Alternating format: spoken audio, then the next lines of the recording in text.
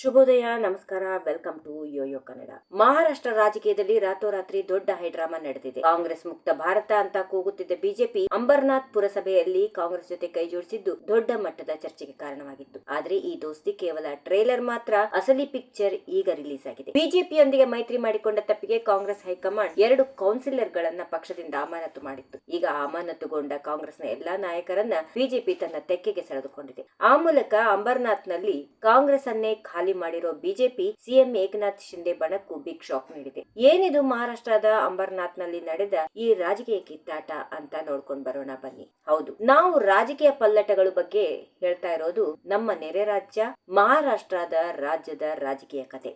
ಮೊನ್ನೆಯಷ್ಟೇ ನಡೆದ ಅಂಬರ್ನಾಥ್ ಪುರಸಭೆ ಚುನಾವಣೆ ಈಗ ರಾಷ್ಟ್ರ ಮಟ್ಟದ ಸುದ್ದಿಯಾಗಿದೆ. ಇಲ್ಲಿ ಏಕನಾಥ್ ಶಿಂದೆ ನೇತೃತ್ವದ ಶಿವಸೇನೆಯನ್ನ ಸೋಲಿಸಲೇಬೇಕು ಅಂತ ಹಠಕ್ಕೆ ಬಿದ್ದಿದ್ದ ಬಿಜೆಪಿ ತನ್ನ ಬದ್ಧ ವೈರಿ ಕಾಂಗ್ರೆಸ್ ಜೊತೆಗೂಡಿ ಅಧಿಕಾರ ಹಿಡಿದಿತ್ತು. ಈ ವಿಚಿತ್ರ ಮೈತ್ರಿಯಿಂದ ಕೆಂಡಮಂಡಲವಾಗಿದ್ದ ಕಾಂಗ್ರೆಸ್ ಹೈಕಮಾಂಡ್ ಬಿಜೆಪಿಗೆ ಸಾಥ್ ನೀಡಿದ 12 ಕೌನ್ಸಿಲರ್ ಗಳನ್ನ ಪಕ್ಷದಿಂದ ಕಿತ್ತಾಕಿತ್ತು. ಆದ್ರೆ ಕಾಂಗ್ರೆಸ್ನ ಈ ನಿರ್ಧಾರವೀಗ ಬಿಜೆಪಿಗೆ ವರದಾನ ಆಗಿದೆ. ಪಕ್ಷದಿಂದ ಹೊರಬಿದ್ದ ಎಲ್ಲಾ 12 ನಾಯಕರುಗಳು ಈಗ ಅಧಿಕೃತವಾಗಿ ಬಿಜೆಪಿಗೆ ಸೇರ್ಪಡೆಯಾಗುವ ಮೂಲಕ ಅಂಬರ್ನಾಥ್ ನಲ್ಲಿ ಕಾಂಗ್ರೆಸ್ ಅಸ್ತಿತ್ವವನ್ನೇ ಅಳಸಿ ಹಾಕಿದ್ದಾರೆ.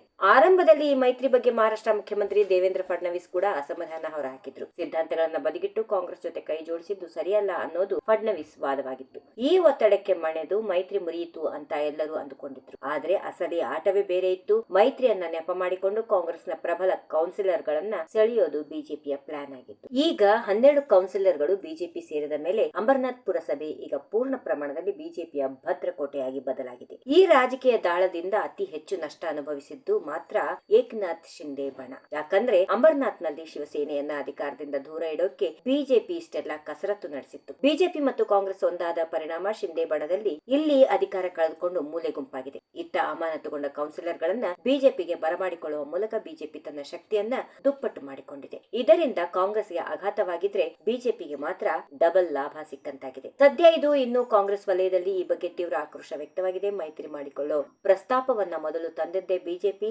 ಆದ್ರೆ ಆ ನಿರ್ಧಾರ ತಗೊಳ್ಳುವಾಗ ರಾಜ್ಯ ಘಟಕವನ್ನ ಕತ್ತಲಲ್ಲಿ ಇಡಲಾಗಿತ್ತು ಅಂತ ಕಾಂಗ್ರೆಸ್ ಅಧ್ಯಕ್ಷರು ಹೇಳ್ತಿದ್ದಾರೆ. ಆದ್ರೆ ಅಂತಿಮವಾಗಿ ಸೋಲಾಗಿದ್ದು ಮಾತ್ರ ಕಾಂಗ್ರೆಸ್ಗೆ. ತನ್ನ 12 ಜನ ಕೌನ್ಸಿಲರ್ ಗಳನ್ನ ಕಳೆದುಕೊಂಡು ಕಾಂಗ್ರೆಸ್ ಈಗ ಕೈ ಹಿಸಿಕೊಳ್ಳುವಂತಾಗಿದೆ. ಒಟ್ಟಿನಲ್ಲಿ ಅಂಬರ್ನಾಥ್ ಪುರಸಭೆಯ ರಾಜಕೀಯ ಮಹಾರಾಷ್ಟ್ರದಲ್ಲಿ ಮುಂಬರುವ ಚುನಾವಣೆಗಳಿಗೆ ದಿಕ್ಸೂಚಿಯಾಗುವ ಲಕ್ಷಣಗಳು ದಟ್ಟವಾಗಿ ಕಾಣಿಸ್ತಾ ಇವೆ. If you like this video, ಬೇಗ ಲೈಕ್ ಮಾಡಿ, ಕಾಮೆಂಟ್ ಮಾಡಿ, ಶೇರ್ ಮಾಡಿ ಹಾಗೂ ಯೋಯೋ ಟಿವಿ ಕನ್ನಡವನ್ನು ಸಬ್ಸ್ಕ್ರೈಬ್ ಮಾಡಿ.